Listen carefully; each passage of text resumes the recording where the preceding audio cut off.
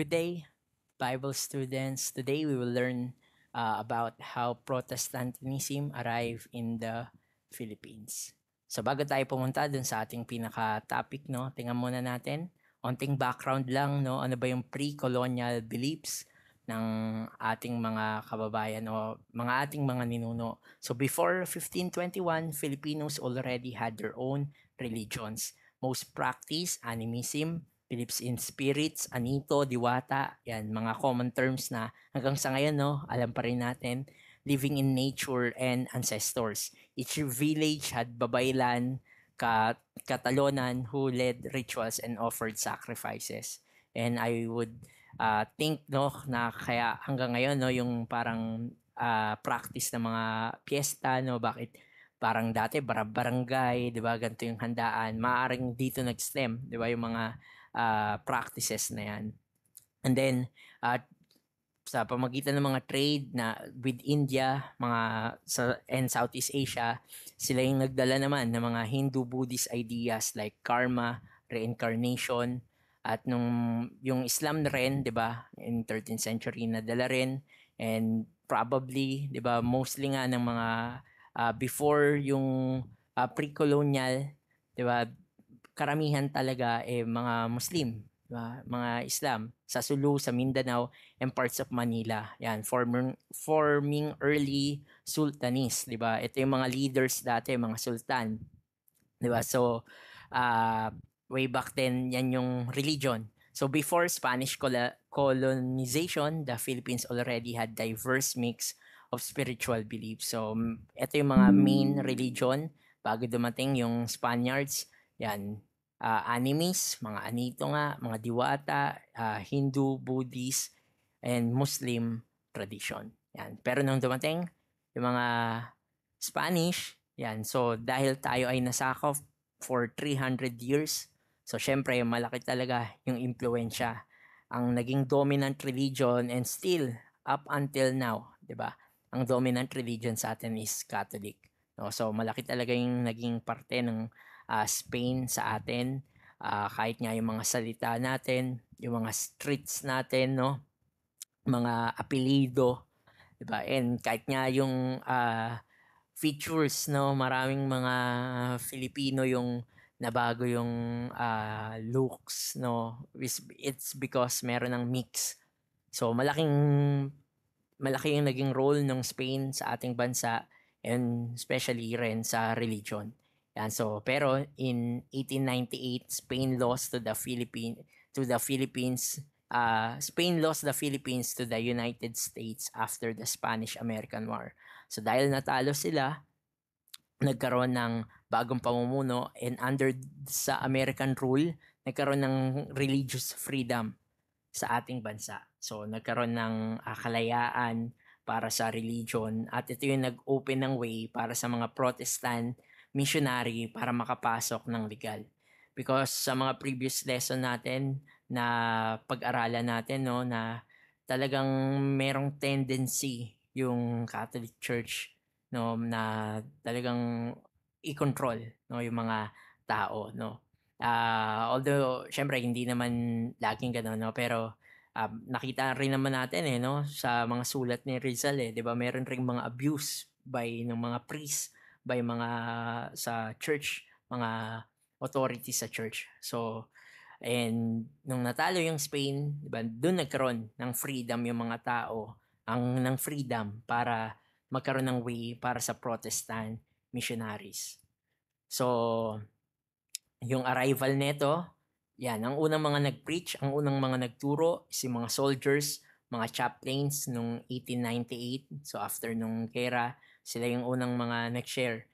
And then, ang unang service ay naganap nung 1899 sa pangunguna ni Reverend George Stull. Yan, siya ay Methodist chaplain. Yan, so ang una talaga na naganap, no, Methodist ang nauna dito sa atin sa bansa. Yan, the Methodist Episcopal Church officially sent missionaries. So nagpadala na sila nagpadala ng mga missionaries dito sa Pilipinas. And then later on, syempre sumunod yung ibang mga groups, no? Nandiyan na yung mga Presbyterian, yung mga Baptist, United Brethren, Congregationalists, and then disciples of Christ. So nagkaroon ng union itong mga to at pinarte-parte nila. O sige, dahil dumadami na tayo, no, yung mga Methodist dito kayo. Yan, Manila, Central Luzon, yung Presbyterian, Western Luzon, and other parts ng Visayas, yung Baptist sa Western Visayas, and then so on and so forth. No? Pero eventually, syempre, makikita natin, kapag tiningnan natin ngayon, no, diverse na, iba-iba na. So, pero way back then, ayan lang yung naging hatian nila ng lugar. Yan, ayan yung naging partition na ito yung pinaka i-focus nyo. Dito kayo para walang conflict sa kanila. And then, yan, yung role naman ng mga schools, ng mga hospital, yung mga Protestant missionaries built schools, hospital, printing presses, which ito yung nakatulong rin para ma-advance yung evangelical doctrine sa ating bansa. Yan, ang unang university na natayo, hindi lang sa Pilipinas, kundi sa Asia, is dito sa atin, yung Silliman University, founded by Presbyterians in Dumaguete. And then nagkaroon din ng Central Philippine University, founded naman ng mga Baptist sa Iloilo. And yung education, it became the main way to spread Protestant values, di ba? Kasi malaki yung impact talaga kapag ka sa universities, kapag ka sa mga schools na ituturo, dun pa lang na ituturo yung evangelical teaching, di ba? Yung mga scriptural na katuruan. Yan, so talagang nakakatulong siya, di ba? Talaga dun para ma-develop yung faith ng mga kabataan, ng mga bata, yan, sa Panginoon. Then hospitals and charities help earn the trust of Filipinos. Kasi syempre, during this time, for the longest time, di ba, in-embrace na ng Pilipinas yung Catholicism . So medyo mahirap talaga, di ba? Mahirap mag-introduce ng bagong katuruan. At aminin nyo, no, kung ikaw ay hindi, kung yung pamilya mo ay hindi dating born again, di ba? Dati merong ganong feeling na ay iba to ibang religion to up until now, sa time natin, di ba, yan yung parang challenge natin as an evangelist, kung ikaw nag-evangelize, especially sa mga older people, di ba, yan yung challenge di ba, kasi iba yung dala mo, yan, so, kaya, pero sa pag-build nila ng hospital and charities, no, nag-gain nila yung trust ng mga Filipinos, so, napakita nila yung compassion, di ba. And up until now, 'di ba, sa mga missions natin, yan talaga yung effective Yung hindi ka lang pupunta, yung pupunta ka na pinapakita mo na meron ka talagang care. And then ito pa isang malaking naging tulong is yung translation ng Bible into Tagalog, Ilocano, and Cebuano. So mostly ng mga Filipino during this time, 'di ba, hindi naman ganun ka-literate, no, sa English. Ang pinaka maraming marunong mag-English talaga is yung mga nakapag-aral. Diba? Kaya nga, diba parang yung mga dati nating mga ninuno na hindi naman ganun ka-English, marunong, hindi nakapag-aral talagang hirap din sa English. Diba? Pag kung napanood nyo yung General Luna diba? Diba? Parang kita doon, hindi siya marunong mag-English So, kumaga, ang hirap kasi during that time, yung Bible is in English lang. And then, dahil Catholic country pa nga tayo, ipinagbabawal, di ba? Hindi ka basta-basta, hindi ka pwedeng basta magbasa ng Bible, no? Yung mga ordinaryong tao, walang access mismo sa Bible. At kahit man magkaroon ka ng Bible noon, kung hindi ka naman nakapag-aral, di mo rin mababasa. Dahil mainly ang versions noon, di ba?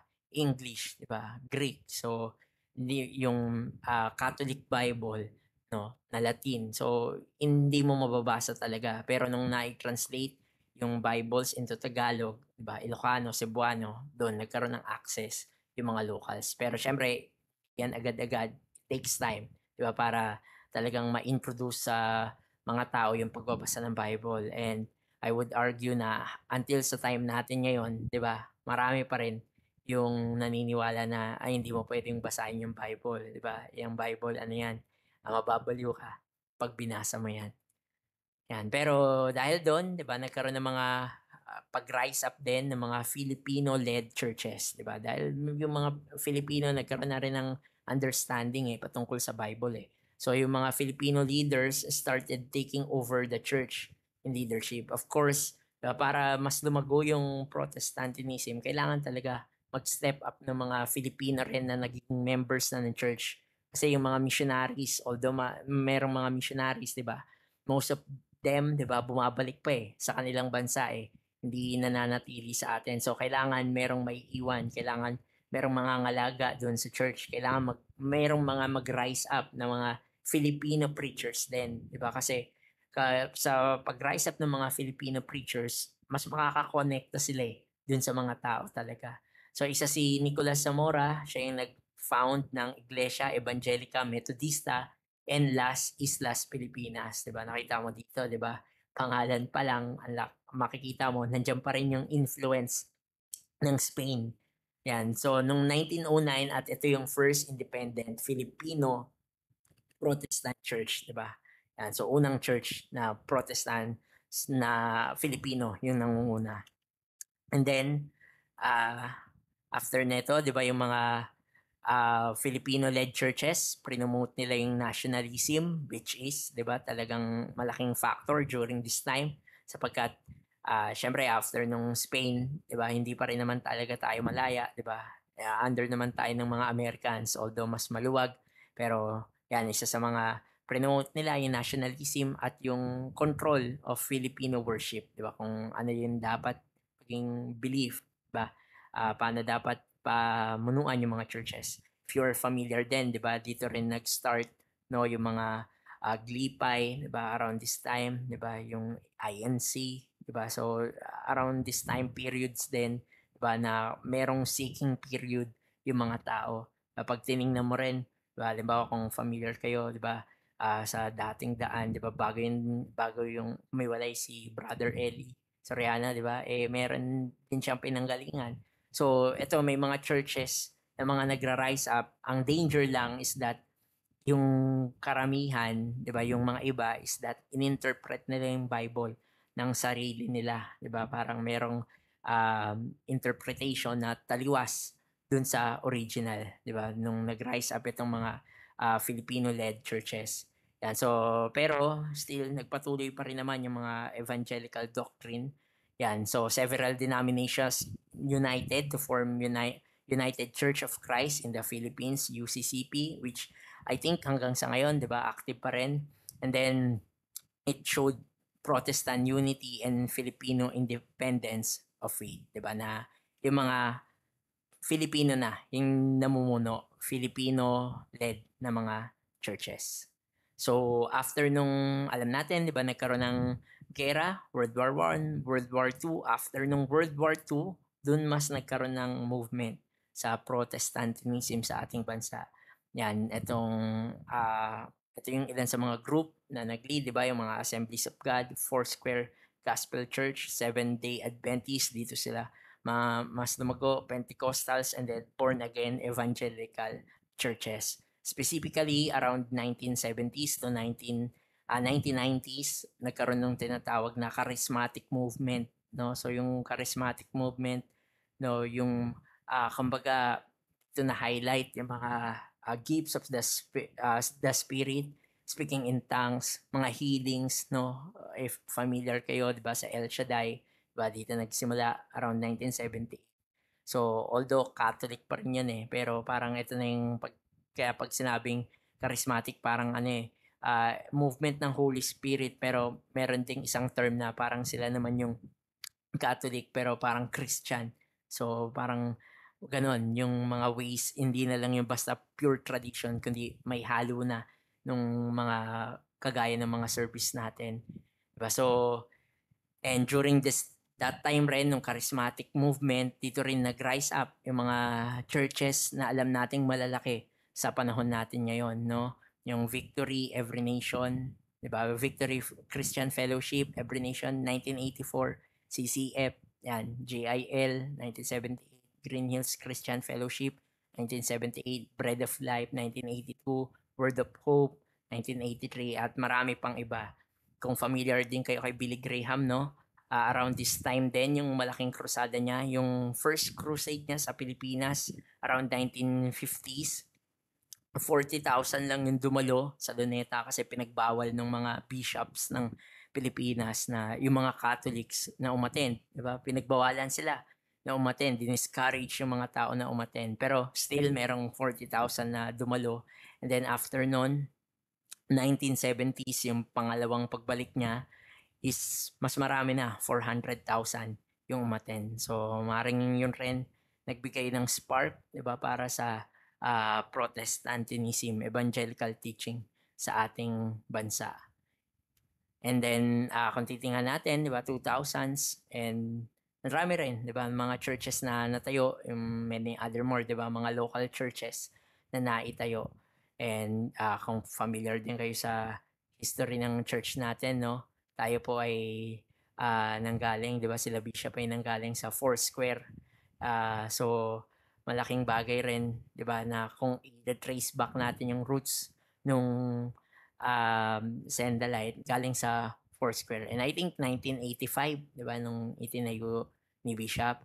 So panalangin natin, no, na talagang magkaroon pa ng movement. So in comparison sa Europe, sa Amerika, no, medyo bata, no, yung Protestantism sa atin. Although parang yung span na yan halos 100 years, 'di ba? Pero in comparison, 'di ba, sa Amerika, sa Europe, medyo bata yung Protestantism. Yung Catholic, 'di ba, ay almost ngayon 400 years na, 'di ba, sa ating bansa.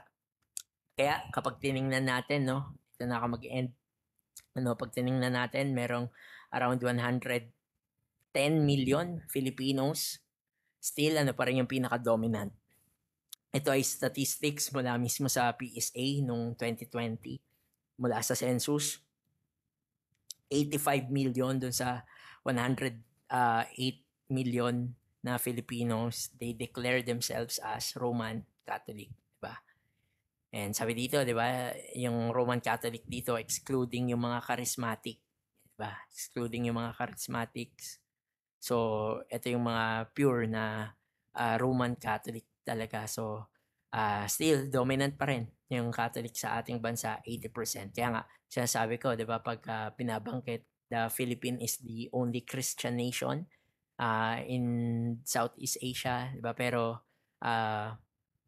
sabi ko nga, Catholic parang kung talagang aanuhin natin yung doktrina, di ba?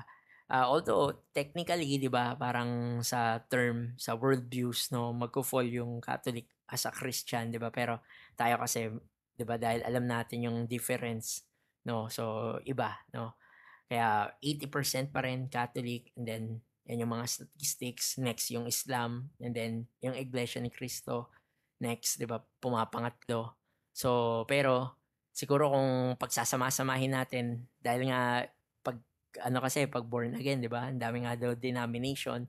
So pagsasama-samahin natin yung mga denomination ng mga born again evangelical churches, 'di ba? Baka pwedeng sabihin natin mga around 10, 12, 13% or maybe 15%, 'di ba, ay evangelical, born again Christian, evangelical Christians. So pero 'di ba, ang dami pa ring room para sa pag-share ng gospel. So yun lamang yung ating lesson, and yun yung pinaka-final challenge ko, no, na ipag-pray natin na mag-grow pa yung evangelical doctrine sa ating bansa, no, that people will know na si Jesus lang yung the way, the truth, and the life. So, yun lamang. God bless everyone.